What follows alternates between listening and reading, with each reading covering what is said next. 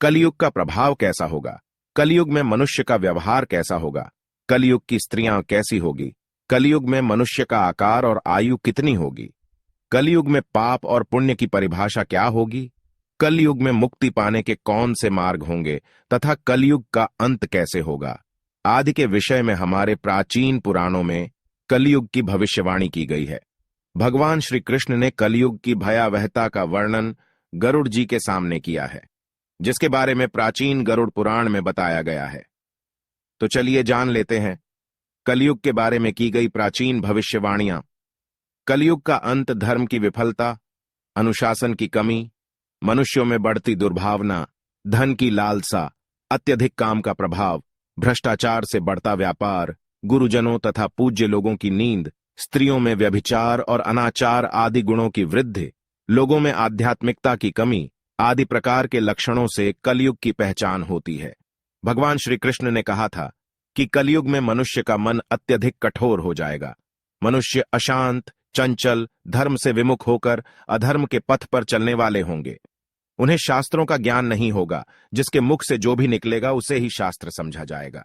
कलयुग के अंत में अधर्म और आसुरी शक्तियों का विनाश होगा और पुनः नए युग का आरंभ होगा, अर्थात फिर से सत्य युग का आरंभ होगा और सृष्टि का यह चक्र चलता रहेगा। चारों युगों में कलयुग अंतिम युग होता है। सबसे पहले सत्ययुग, उसके बाद त्रेता युग, फिर द्वापर युग और अंत में कलयुग। महाभारत के युद्ध के पश्चात कलयुग का आगमन पृथ्वी पर हुआ था। यह युग धार्मिक और आध्यात्मिक स्थिति में सबसे कम प्रगति करने वाला माना जाता है। मान्यता के अनुसार आज से 3137 साल पहले महाभारत का युद्ध हुआ और कलयुग का आरंभ इस युद्ध के 35 वर्ष के पश्चात हुआ, अर्थात भगवान श्री कृष्ण के अपने धाम जाने के बाद हुआ। श्री कृष्ण कहते हैं, कलयुग में लोग अपने स्वार्थ को ही सर्वोपरि मानेंगे। धर्म का त्याग करके मटीरियलिस्टिक उद्देश्य को पाने के लिए जी जान से कोशिश करेंगे।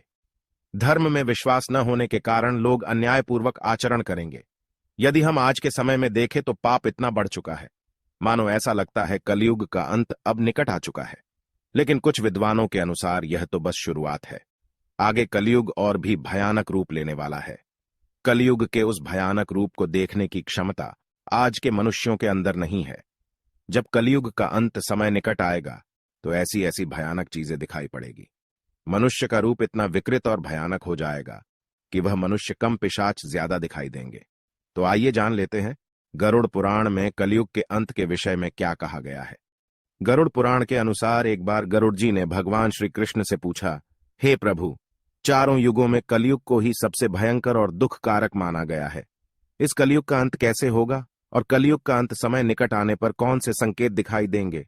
तब भगवान श्री कृष्ण ने गरुड़ जी को कलयुग के अंत के समय मिलने वाले भयानक संकेतों के बारे में बताया है। जब पृथ्वी पर चारों तरफ ऐसे संकेत दिखाई दे तो मनुष्य को समझ जाना चाहिए कि कलयुग का अंत निकट आ चुका है और अब सृष्टि का अंत प्रलय से होगा। सबसे पहला संकेत, भगवान श्री कृष्ण के अनुसार कलयुग का अंत समय निकट आने पर मनुष्य की आयु घटकर केवल 20 वर्ष ही शेष रह जाएगी। 12 वर्ष की आयु में ही मनुष्य के बाल पक जाएंगे। उनका शरीर अत्यंत कमजोर और सफेद रंग का होगा। कलयुग में स्त्री 8 या 9 वर्ष की आयु में ही संतान को जन्म देगी। कलयुग की औरतें बहुत ही क्षीण और छोटे शरीर वाली लेकिन अधिक भोजन करने वाली मंदभाग्या होगी। कलयुगी स्त्री कम संतान को उत्पन्न करने वाली और अत्यंत क्रोधी स्वभाव की होगी। वह अपनी संतान को दूध भी नहीं पिलाएगी और ना ही उसका पालन पोषण करेगी। दूसरा संकेत, भगवान श्री कृष्ण कहते हैं, कलयुग का अंत समय निकट आने पर संसार में पतिव्रता स्त्रियां दिखाई नहीं पड़ेगी। एक ही स्त्री कई पुरुषों से विवाह करेगी। लोग पूजा पाठ, श्राद्ध, अंतिम संस्कार, मुंडन और विवाह आदि प्रकार के कार्य नहीं करेंगे। जल के अभाव के कारण लोग स्नान नहीं करेंगे और अशुद्ध ही रहेंगे। कलयुग के अंत में लोग केवल मांसाहार ही करेंगे और कोई भी सात्विक आहार नहीं करेगा। कलयुग में लोगों के वस्त्र तने हुए और चमकीले होंगे। तीसरी बात, श्री कृष्ण के अनुसार जब कलयुग का अंत समय निकट आएगा तो वृक्षों में फल आना बंद हो जाएंगे। सभी वृक्ष फल रहित हो जाएंगे। सृष्टि में हर तरफ केवल शमी के वृक्ष ही दिखाई देंगे। मनुष्य शाकाहार छोड़कर केवल मांस का ही भक्षण करेंगे। कलयुग का भोजन तामसिक और रोग उत्पन्न करने वाला होगा। इसी कारण से लोग जल्दी ही बूढ़े होकर मर जाएंगे। कलयुगी मनुष्य गाय की पूजा करना बंद कर देंगे। सभी गाय का मांस खाएंगे। गायों को केवल दूध और मांस के लिए ही पाला जाएगा। चौथी बात, कलयुग का अंत समय निकट आने पर अल्प वृष्टि होगी, अर्थात बहुत ही कम बारिश होगी।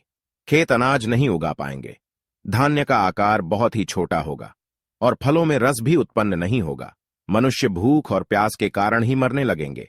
मनुष्य को केवल बकरियों का दूध ही प्राप्त होगा।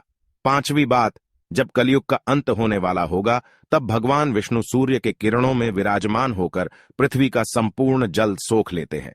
आकाश में चारों तरफ 7 सूर्य दिखाई देंगे। इन सभी सूर्यों के प्रभाव से संपूर्ण सृष्टि जलकर खाक हो जाएगी।